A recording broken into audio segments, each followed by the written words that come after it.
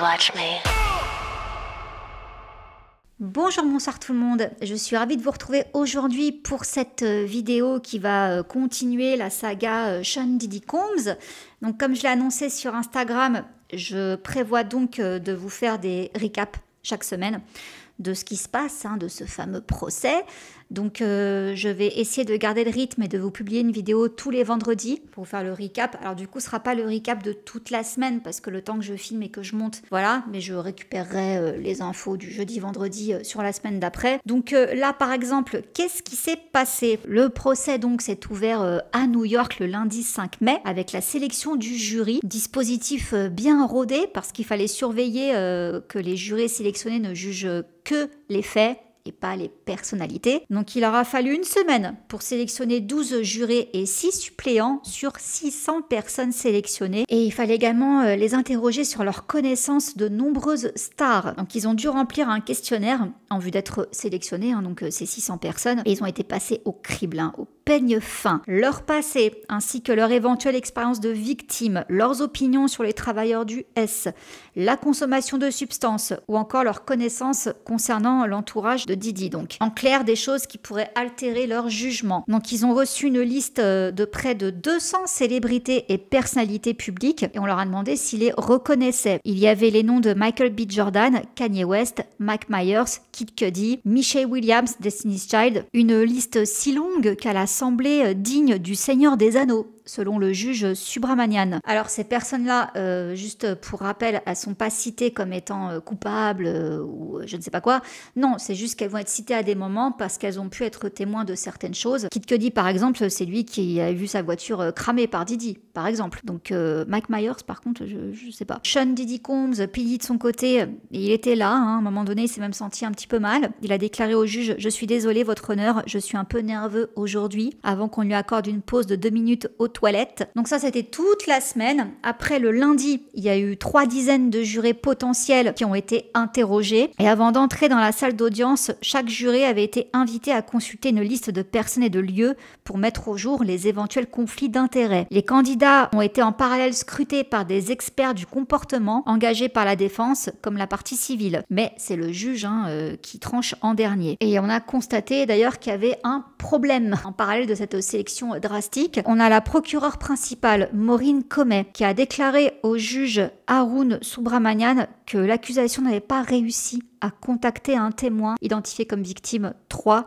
dans l'acte d'accusation. C'est une dinguerie, je ne sais pas si vous vous rendez compte. Les procureurs affirment que la femme, dont l'identité n'a pas été révélée, qui aurait précédemment déclaré vouloir utiliser son vrai nom lors de son témoignage, malgré la possibilité d'utiliser un pseudonyme, possédait des détails très personnels et explosifs sur les violences qu'elle aurait subies sous P. Diddy. Et donc on a la procureure qui déclare au juge qu'ils n'ont pas réussi à contacter l'avocat de cette femme et qu'ils doutaient qu'elle se présenterait au tribunal, même si elle parvenait à la contacter ou à lui délivrer une assignation à comparaître. Du coup, l'avocate Tenny Geragos, je sais pas si ça se dit comme ça, qui fait partie de l'équipe de défense de P. Diddy, a demandé que son équipe reçoive une réponse sur la comparution de la victime 3 d'ici le 9 mai, sinon c'est trop tard. Ça commence. Ceux qui se désistent ou qui ont peur ou que... De toute façon, on s'en doutait, Diddy, du fond de sa prison, il continue à avoir le bras long. Même les jurés, franchement, je pense qu'on peut avoir un peu peur pour eux, parce que je crois que personne n'est à l'abri dans cette histoire. Ça fait froid dans le dos. Le juge, il s'est un peu énervé quand même aussi à un moment donné contre un avocat de P. Diddy qui a qualifié les accusatrices de Diddy comme un pack de 6 femmes blanches. Le juge n'a pas apprécié, il a qualifié cette remarque de ridicule, ajoutant: je trouve scandaleux de qualifier l'accusation de groupe de femmes blanches. Cela ne sera toléré devant aucun tribunal de la part d'aucun avocat où que ce soit dans le pays. En réponse, cet avocat a rétorqué qu'il ne faisait qu'une observation. Un homme noir est poursuivi, explique-t-il. Il a le sentiment d'être pris pour cible. Bon, le procès donc doit durer 2 mois. Et si Diddy est reconnu coupable de tous les chefs d'accusation auxquels il fait face, il encourt une peine obligatoire de 15 ans de prison jusqu'à possiblement à vie. Alors, comme je vous disais, lundi, donc la matinée a débuté par la sélection finale du jury. Les 12 jurés âgés de 30 à 74 ans comprennent 8 hommes et 4 femmes. L'un d'eux est travailleur social, un autre scientifique et quelques-uns sont retraités. P. Diddy de son côté, il a regardé sa mère et ses enfants quand il est entré dans la salle d'audience. Il leur a envoyé un baiser, il a même fait une forme de cœur avec ses mains. Il a levé le pouce. Sa famille lui souriait. Quelques-uns ont levé le poing. L'équipe de l'accusation, composée exclusivement de femmes, a commencé sa déclaration en déclarant au jury: pour le public, il était Puff Daddy ou Diddy, une icône culturelle, un homme d'affaires hors du commun, mais il avait une autre facette. Combs se faisait parfois appeler le roi au sein de son équipe et s'attendait à être traité comme tel. Cette affaire ne concerne pas les préférences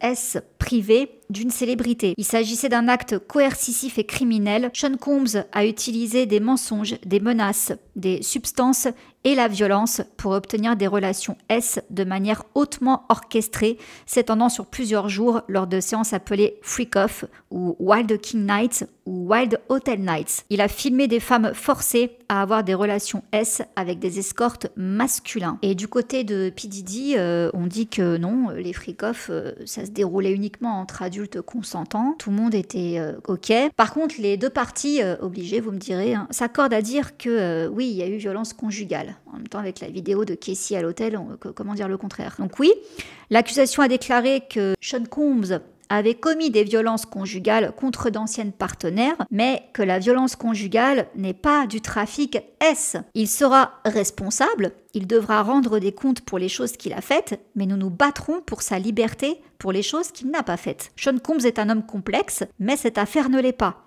Il s'agit d'amour, de jalousie, d'infidélité et d'argent. Chaque témoin a un mobile. Vous n'êtes pas ici pour le juger, lui et ses préférences S. Alors, le premier témoin appelé à la barre était Israel Flores, agent de sécurité à l'hôtel où justement il y a eu cette vidéo qui a été prise de Casey et Diddy. Incident violent où il l'agresse. Le jury a vu cette vidéo. Pour rappel, c'était en 2016. Donc, Israel Flores, il travaillait comme agent de sécurité dans cet ancien hôtel, maintenant l'hôtel a changé, à l'époque c'était l'Intercontinental de Los Angeles. Il dit qu'il a été témoin des interactions entre Diddy et Casey dans les minutes qui ont suivi l'incident. Il déclare que Diddy a tenté de le soudoyer avec une liasse de billets pour obtenir son silence. Casey avait l'œil violet. Et elle répétait sans cesse « Je veux partir, je veux juste partir ». Deuxième témoin appelé, Daniel Philippe, 41 ans. Il déclare avoir reçu des milliers de dollars à plusieurs reprises entre 2012 et 2014 pour avoir des relations S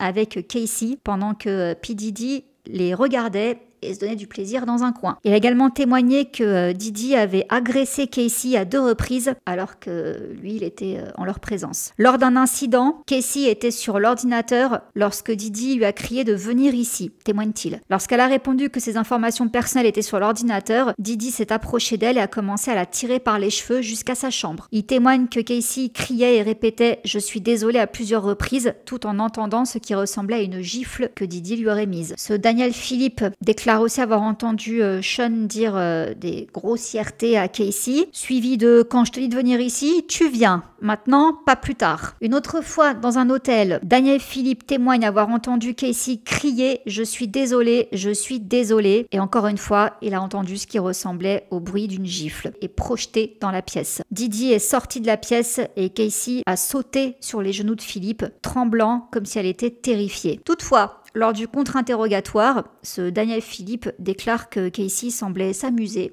et était sexuellement excité lors de leur première rencontre. Déjà donc il y a eu ça et le jury, ils ont quand même été avertis qu'il y aurait des témoignages avec des descriptions explicites et crues, que ce sera de toute façon un procès cru et perturbant. Et oui, alors dès le premier jour, avec ces témoignages-là, ils ont eu donc des descriptions explicites des freak-off. Je vous épargne tous les termes, mais tout y est passé quoi. Et dans tous ces témoignages assez explicites, à un moment donné, ça a été trop pour les filles de Diddy qui se sont levées, 3 de ces filles, elles se sont levées et elles ont quitté la salle d'audience. Elles sont revenues brièvement, mais elles sont reparties lorsque le témoignage a repris, avec des propos à caractère S explicite. Et l'un des fils de Diddy a passé son bras autour de sa grand-mère pendant une partie de ce témoignage. Ensuite, on a eu une première partie du témoignage de Casey. Elle a été appelée à la barre. Donc désormais, elle a 38 ans. En ce moment, elle est enceinte de 8 mois. Et elle a commencé par raconter au jury comment Diddy s'était montré violent envers elle tout au long de leur relation, lui infligeant des yeux au beurre noir des bleus. Elle a expliqué qu'elle avait 22 ans et que son estomac s'était retourné lorsqu'au cours de la première année de leur relation, Didi lui avait proposé une freak-off, donc une relation S avec une tierce personne. Le tribunal a entendu d'autres témoignages d'une escort girl qui a témoigné devant Casey. Elle a donné des détails crus de ses rencontres sous l'emprise de substances et d'alcool, affirmant que Didi se tripotait, la forçait à décrire ce qui se passait et enregistrer des vidéos pendant qu'elle avait des rapports S avec des inconnus. Ces freak-offs duraient des jours. Elle dit que ces freak-offs sont devenus un métier, que ça a pris le pas sur sa carrière musicale, mais elle craignait la violence si elle refusait, affirmant au tribunal que Didi possédait des armes à feu à New York, Los Angeles, Miami, dans le New Jersey, donc tactique de la peur quoi. Vers la fin de son témoignage, elle a expliqué comment Didi souhaitait avoir de l'huile pour bébé afin que les corps brillent et il fallait en appliquer toutes les 5 minutes. Elle a également donné plus de détails sur sa relation avec Didi, affirmant qu'elle avait seulement 19 ans lorsqu'elle a signé un contrat avec son label Bite Boy Records. Lui, il en avait 36 à l'époque. Elle a ensuite pleuré à plusieurs reprises pendant son témoignage et s'est caressé le ventre. Elle dit que Combs l'avait fait se sentir spéciale et qu'elle était jeune et inexpérimentée. La première fois qu'il l'a embrassée, c'était le jour de ses 21 ans, alors qu'elle l'avait pas souhaité. Elle s'est ensuite sentie à l'aise avec lui et l'a trouvé charmant mais envahissant. Elle est revenue témoigner le lendemain, le mercredi donc. Là, dans cette deuxième journée de témoignage, elle a raconté au juré plusieurs incidents violents présumés et a affirmé que Didi l'avait fait chanter avec des vidéos compromettantes. À un moment donné, le tribunal de Manhattan est resté silencieux pendant que des images explicites de freak-off étaient présentées au juré, mais gardées confidentielles pour le public. Parmi ces images figuraient des photos de Casey en présence d'escorte. P. Diddy a demandé à son avocat un de ses avocats, Marc Agnifilo, de lui montrer un classeur contenant ces images et l'a feuilleté quelques instants avant de le lui rendre. Mon Casey, elle a gardé son calme et son sang-froid pendant la majeure partie de sa déposition, mais elle s'est effondrée en fin de journée lorsqu'on lui a demandé pourquoi elle avait choisi de témoigner. Donc elle a dit « Je n'en peux plus. Je ne supporte plus la honte, la culpabilité, la façon dont il traitait les gens comme s'ils étaient jetables. Ce qui est bien est bien, ce qui est mal est mal. Je suis venue ici pour faire ce qui est juste. » Elle a également expliqué que début 2023, elle avait commencé à souffrir de flashbacks et à avoir des pensées d'otage de vie, ce qui l'a conduite à suivre une cure de désintox ainsi qu'une thérapie pour les traumatismes. Bon, il est impossible de savoir à combien de freak-off elle a participé, mais elle a déclaré au tribunal qu'il y en avait eu des centaines. On lui a demandé si elle avait participé à certaines depuis la fin de leur relation en 2018 et elle a répondu non. Elle a également raconté que Didi avait abusé d'elle à son domicile de Los Angeles après qu'elle lui ait annoncé leur rupture, c'était terminé. Je me souviens juste avoir pleuré et avoir dit non, mais c'était très rapide. Elle reprend en fait tout ce que je vous ai énuméré dans la vidéo que j'ai faite sur la plainte qu'elle avait déposée contre Didi. Je vous remets dans le petit i. En fait, elle raconte exactement tout ce qu'on savait déjà. Elle a également mentionné des détails sur sa brève relation avec Scott Mescudi, plus connu sous le nom de Kid Cudi. Ça, c'était en 2011. Et elle dit qu'à ce moment-là, P. Diddy s'est jeté sur elle avec un tire-bouchon et lui a donné un coup de pied dans le dos lorsqu'il l'a appris. Et après, il a menacé de faire exploser la voiture de Kid Cudi. Pendant plusieurs heures à la barre, Casey a raconté comment elle avait caché l'ampleur des violences présumées de Didi à ses proches et a décrit un incident où elle aurait subi une entaille assez importante au-dessus de l'œil gauche après qu'il l'ait jeté contre un encadrement de lit. Plutôt que d'aller à l'hôpital, son équipe de sécurité l'a emmené chez un chirurgien esthétique à Beverly Hills. Donc ça s'était passé dans un hôtel de Los Angeles en mars 2016. Elle a également parlé d'un voyage à Cannes en 2013. Et dans le vol du retour à New York, elle dit que là, Didi, il a montré une vidéo sur son ordinateur où en fait il avait enregistré une freak-off. Donc la honte pour elle parce qu'ils n'étaient pas seuls. Donc on l'a interrogée sur l'impact de ses comportements sur sa santé et Casey a déclaré souffrir de problèmes d'estomac et qu'elle développe fréquemment des infections urinaires. Elle a également été affectée mentalement, un sentiment de vide et de dégoût. Tout au long de son témoignage, Casey a affirmé n'avoir jamais voulu avoir d'expérience S avec d'autres personnes, mais qu'elle le faisait d'abord pour faire plaisir à l'homme qu'elle aimait, puis par peur. Elle avait 22 ans et était inexpérimentée lorsqu'elle a commencé à fréquenter Sean, 17 ans, son aîné. Voilà le sordide résumé de cette semaine. Donc comme je vous disais, une semaine pour sélectionner les jurés. Le lundi, il n'y avait pas encore les derniers candidats, on va dire ça comme ça. Finalement, ça a été fait dans la journée et bam, direct, on a enchaîné sur 3 témoignages. Donc, je sais pas encore aujourd'hui, hein, vu qu'on est en décalage horaire avec eux. J'attends ce soir pour voir ce qui s'est passé aujourd'hui. Au moment où je vous filme ça, on est jeudi. Donc, la semaine prochaine, voilà, je vous dirai ce qui s'est passé à partir de jeudi, vendredi et la semaine d'après. Bon, pour l'instant, j'ai envie de vous dire, rien de nouveau sous le soleil. Tout ça, on le sait. Ça plante le décor et surtout, ouais, Casey, quoi. De toute façon, je pensais pas, honnêtement, qu'elle témoignerait aussitôt, Casey, mais c'est vrai que finalement, c'est tellement logique. Vu que c'est par elle que tout est arrivé, tout a commencé, c'est vrai que quelque part, c'est logique que ce soit elle qui témoigne parmi les premiers. En plus, elle est enceinte, quoi. Ça doit être tellement dur pour elle. Voilà les amis, écoutez, je vous dis à dimanche pour la vidéo Tea Time du dimanche qui sera assez dark. Et sur ce, je vous fais plein de gros bisous.